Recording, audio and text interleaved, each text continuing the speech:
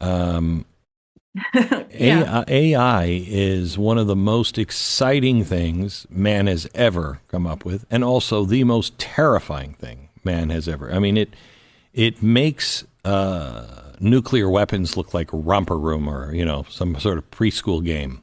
It is it is frightening in the fact that you don't really know who's programming it. It's going to be ubiquitous. It's going to be Sure. everywhere. It will know Hmm. everything that you're doing, looking for, et cetera, et cetera. But it is now also crossing the lines. Where was it? Was it Albania that just put their first minister, digital minister, Yes. into Hmm. place? It would be like having Pete Hegseth replaced with an avatar, and it doesn't Right. seem to be that big of a deal to a lot of people. You want to tell that story and what that means? Well, I think people have been increasingly normalized to sort of to the dissolution between the digital and virtual worlds, and that's not by coincidence. So, going back to the World Economic Forum, the goal of the WEF's so-called Fourth Industrial Revolution is to blur those lines very overtly. And so, what we're seeing here are stepping stones leading us to an increasingly encroaching all digital system. And it probably began some time ago. I'm sure you remember several years ago, Mohammed bin Salman, for example, gave citizenship to a robot, Mm-hmm. and that was kind of framed as novel. But there's been an effort to normalize these kinds of things with respect to the government. So now they're having um, AI run the government under the guise that it's more efficient, it's more trustworthy, and all of that. But again, who is accountable if the AI makes a mistake? Because AI does make mistakes. AI also hallucinates and returns results that are essentially indicative of an irreality, something that is completely not true. And so, who is accountable in those cases? Can they hold the AI minister directly accountable? Not really. Does the accountability fall to the person who programmed the AI? It obviously opens up a pretty sticky situation. But I would, in the case of this, argue that this is in furtherance of an agenda that was actually laid out by Henry Kissinger and Eric Schmidt in their book. Oh, I forget what it's called. Sorry about that. But That's all they right. wrote a couple books on AI. In the earlier one, I think it's AI and Our Human Future is the subtitle, or The Age of AI, something like that.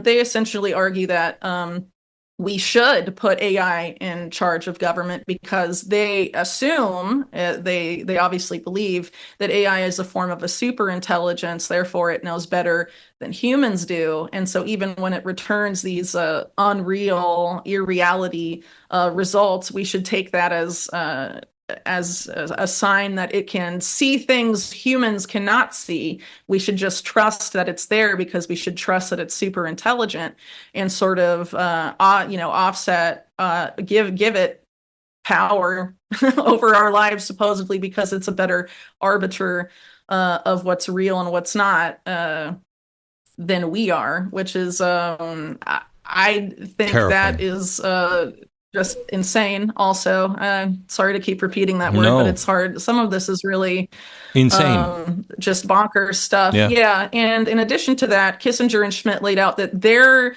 biggest interest in AI was its impact on human perception. And ultimately, if you're able to completely control how people perceive reality, you control their behavior. You don't need mind control at the end of the day or any of these things in the back that, the CIA and national security agencies were experimenting with. You don't need that if you can completely control their perception of what's going on.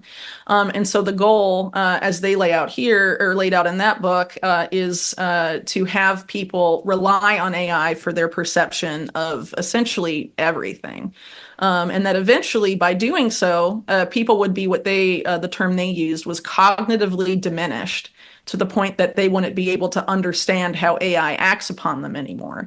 But that wouldn't be true for everyone. There would be a small class that is not affected that way, and they would be the class that programs and maintains the AI, determines what it does. But the rest of us, um, a large underclass would be acted upon by the AI, but again, lose the mental capacity to understand what it's doing to them.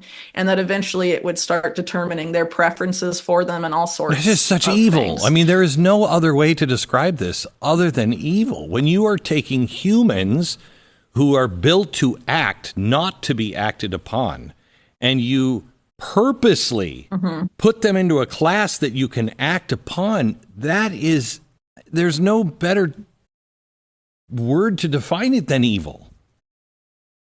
Yeah, well, the term, that gets thrown around a lot for this is post-human future, but what is more evil to Then, humanity than that? right. Just eliminating us and turning us into what some of these libertarian oligarchs called technoplastic beings.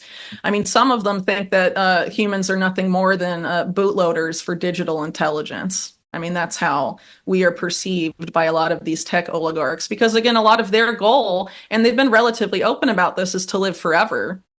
But in defiance of natural law. So using technology to allow them to become gods. A lot of these tech oligarchs, including like the co-founders of Google, have been pretty open about that. And even someone like Jeffrey Epstein, for example, who was very interested in eugenics and AI and all of that, was interested in those technologies for those same ends. I mean, there's a whole group of I would call them pretty sick billionaires who want to use this technology to better themselves in that way and live forever, while the rest of us become cognitively become cognitively incapable of questioning what ultimately is amount to slavery.